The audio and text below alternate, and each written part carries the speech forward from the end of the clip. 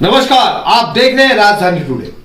राजधानी टुडे की टीम पहुंची पंडित पंत मार्ग प्रदेश कार्यालय भारतीय जनता पार्टी। जगदीश यादव जी व अन्य नेताओं ने भारतीय जनता पार्टी के परिवार में हुए शामिल।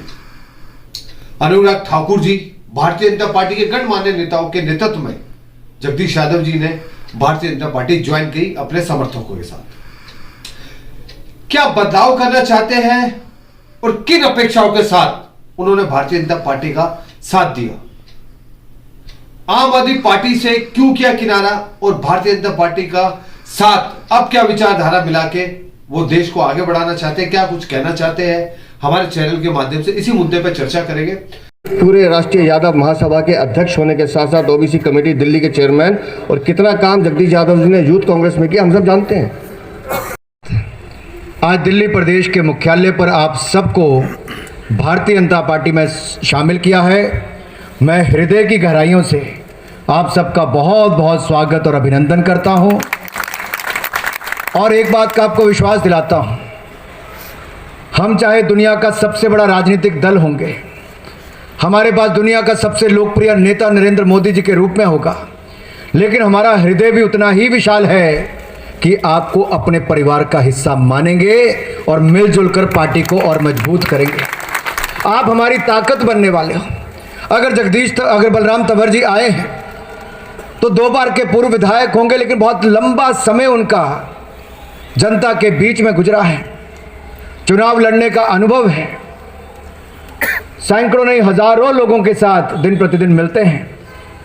रमेश जी को मैं आते ही कह रहा था कि रमेश जी आप भी आए हैं, लेकिन जब जगदीश भाई को मैंने कहा कि यादव समाज की आप बात करते थे और कई बार उत्तर प्रदेश में भी ये कहा जाता था कि केवल सपा ही यादव समाज को कहती है, मोदी जी तो सबका साथ सबका विकास के काम करते हैं।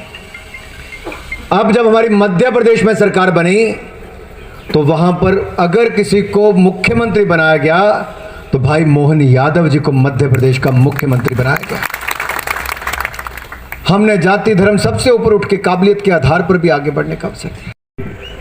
और दिल्ली के अंदर बदरपुर में भारतीय जनता पार्टी 2013 में आजादी के बाद 14,000 वोटों से पहली बार जीती थी।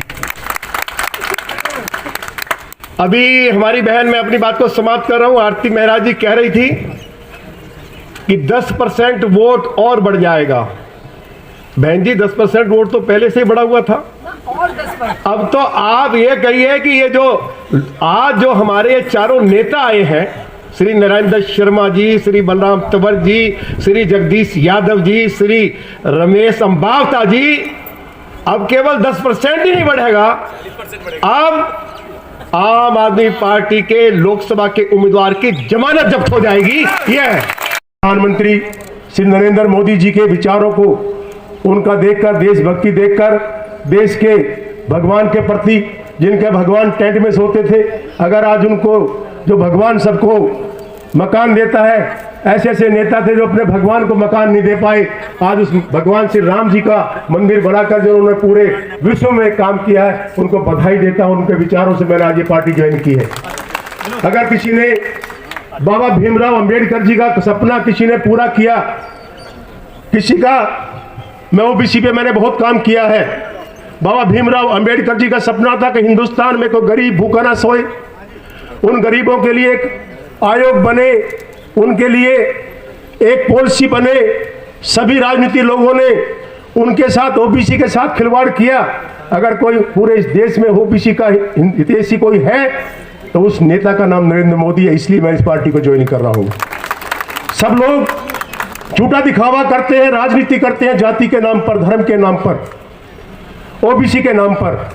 अगर आज देश सुरक्षित है, अगर इस देश का जो 80% लोग SC ST लोग, ओबीसी के लोग, अगर वो किसी के नेतृत्व में सुरक्षित है, उस नेता का नाम नरेंद्र मोदी है। और इसलिए मैं सब कुछ छोड़कर मैंने विचार किया और मैंने कहा कि जो पुण्य काम नरेंद्र मोदी जी देश के लिए कर रहे हैं उसमें थोड़ा सा भागीदार मैं भी बनूं, इसलिए मैं इस पार्टी में ज्वाइन करने के लिए आया। मुझे जो सपना देश का है, ये माननीय प्रधानमंत्री नरेंद्र मोदी जी का सपना नहीं है, ये पूरे देश का एक एक नागरिक का सपना है कि देश के अंदर 400 पार अब की बार नरेंद्र मोदी जी होने चाहिए।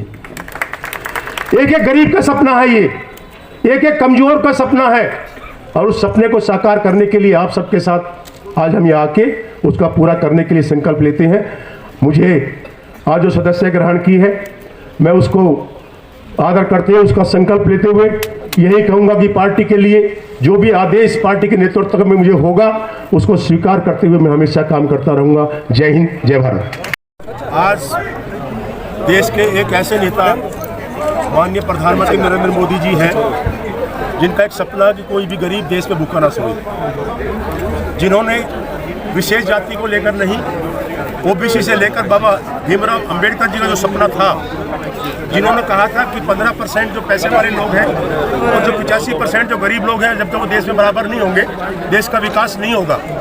अगर उस सपने को साकार करने के लिए किसी ने सोच है, किसी में है, किसी ने पहल की, उस नेता का नाम माननीय प्रधानमंत्री नरेंद्र मोदी जी। हमारे भगवान राम जिनका देश को आज़ाद हुए आज 75-76 साल हो गए, भगवान राम का जिन्होंने राम राज्य की बात करते हैं, उनके मंदिर को स्थान और बनाने का किसी ने साहस किया, किसी ने काम किया, तो माननीय प्रधानमंत्री नरेंद्र मोदी जी ने किया। आम आदमी पार्टी जो एक झूठे विश्वास आज तक भी एक भी मैनिफेस्टो पे काम नहीं किया, उनको छोड़कर उनके नेतृत्व में जो पुण्य कार्य देश के लिए कर रहे हैं उसमें भागीदार बने। भी आप हैं, मैं यादव समाज का भी राष्ट्रीय अध्यक्ष हूँ। क्यों भाई जी? अगर यादव समाज का मान सम्मान देने की किसी ने बात की तो देश के प्रधानमंत्री नरेंद्र मोदी जी ने मोहन यादव को सीएम बनाकर इस राज्य में यादव 5% है मध्य प्रदेश और उसका सीएम बनाया। पूरा हिंदुस्तान का यादव समाज माननीय प्रधानमंत्री नरेंद्र मोदी जी को बधाई देते हैं, उनका एहसान बना। हाँ, जगदीश यादव जी, आप ओबीसी समाज का मसीहा माने जाते हैं। 76 से लेके आज तक आपने पीछे मुड़कर देखा नहीं, लेकिन आपके जैसे दिग्गज का झाड़ू तोड़ना क्या मायने? उनके काम ऐसे हैं, ओबीसी का तो विरोधी है। हमारे जो दिल्ली के मुख्यमंत्री हैं वो ओबीसी विरोधी नेता है। वो झूठे वादे करने वाले नेता है, वो काम करने वाले नेता नहीं है। वो उनसे किसी गरीब के काम की बात करेंगे, उनके पास समय नहीं है। वो झूठी पीछे एक भीम योजना थी जिसमें ओबीसी के SC ST के बच्चों को फ्री एजुकेशन दी जाती थी, कोचिंग दी जाती थी, उसको बंद कर दिया, बंद कर दिया।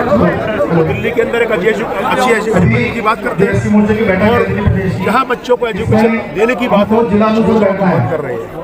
दिखावे के उनके सारे वादे हैं, सड़क पर मैप पर का कोई वादा नहीं। 26 साल से बीजेपी दिल्ली में बनवास पे चल रहा है, लेकिन आपके जैसे पुरोधा के आ जाने से लग रहा है कि क्या उम्मीद की किरण 24 के साथ साथ 25 में?